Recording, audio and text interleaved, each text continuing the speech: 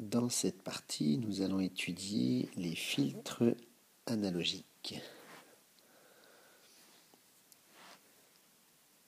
Premièrement, nous allons essayer de faire l'étude à partir du diagramme de Bode.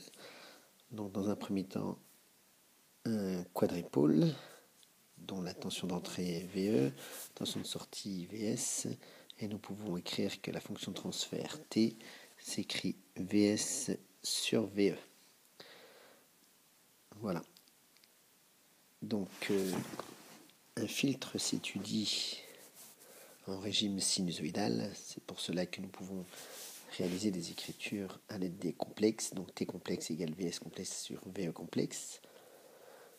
Ce complexe donc va être caractérisé par son module T VS sur VE et par son argument phi de VS par rapport à VE. Argument de T.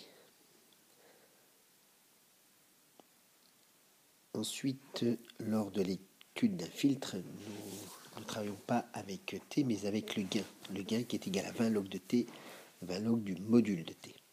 Et le gain est exprimé en décibels.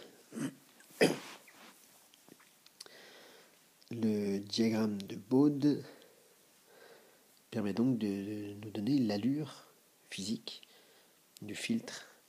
Donc le gain en fonction de la fréquence et la phase en fonction de la fréquence. Donc voici déjà le gain en fonction de la fréquence exprimée en Hertz, le gain en décibels et également la phase, toujours l'abscisse, la fréquence en Hertz et la phase VS en fonction de VE exprimée en radians ou en degrés. Nous l'exprimons en général en radians.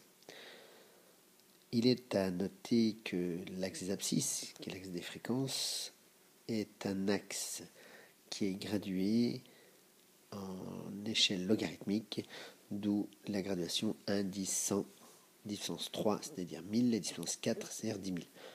C'est ce que l'on appelle une graduation par décade.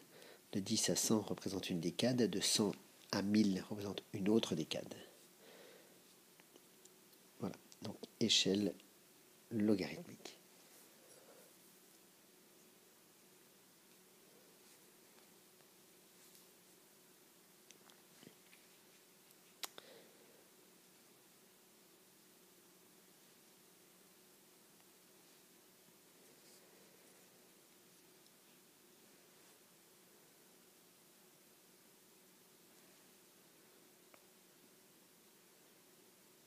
Donc ici, nous allons réaliser l'étude d'un filtre, exemple d'étude à partir du diagramme de Bode.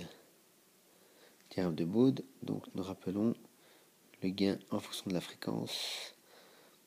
Voilà ce que expérimentalement nous avons pu trouver comme allure du diagramme de Bode. Donc ceci à partir d'une étude expérimentale.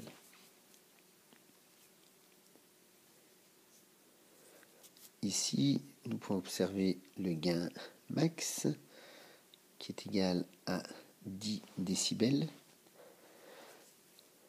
Ce que l'on appelle GC, c'est le gain à la fréquence de coupure, puisque ce qui va caractériser un filtre, une des grandeurs qui va caractériser un filtre est la fréquence de coupure.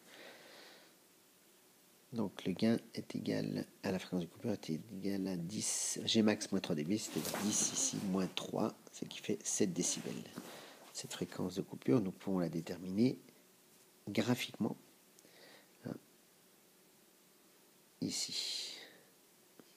Voilà. Donc elle est déterminée graphiquement. Nous pouvons également en définir la phase à la fréquence de coupure, puis c'est une hauteur que l'on peut avoir besoin lorsqu'il faudra trouver l'allure de la tension de sortie. Phase à la fréquence de coupure.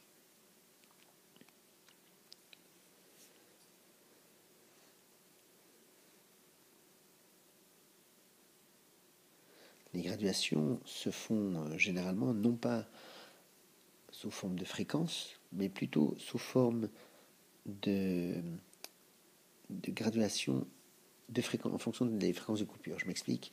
Ici, vous avez la fréquence de coupure à ce niveau-là. Donc, nous allons graduer avec 10 fois la fréquence de coupure, 100 fois la fréquence de coupure, 1000 fois la fréquence de coupure, 10 moins 1 fois la fréquence de coupure, 10 moins 2.